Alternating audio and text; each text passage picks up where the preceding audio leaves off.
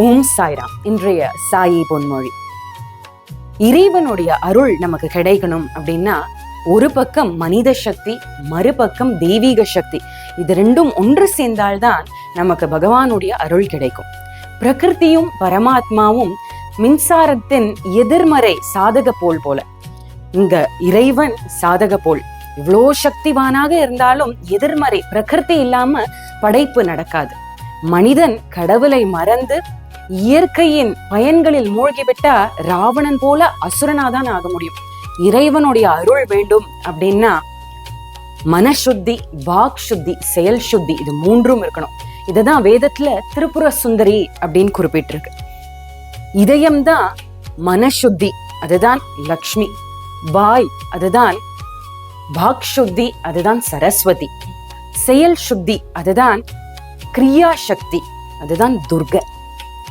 இந்த நவராத்திரியோட நோக்கமே எண்ணம், சொல், செயல், இது மூன்றுமே சுத்தியாகி அந்த சுத்தியை அதிகப்படுத்தி நம் மனதில் இருக்கும் இருளை அகற்றுவதுதான்.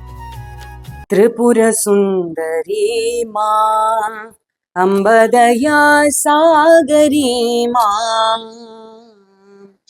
சுந்தரவதனி மா அம்ப சுகுண மனோஹரி மா ஜய ஜக ஜனனி மா அம்ப ஜகதோதாரிணி மா பர்தினி வாசினி மா அம்ப பாப விமோச்சனி மா திரிபுர சுந்தரி மா அம்பதயா சாகரி மா. மீண்டும் நாளை சந்திப்போம்.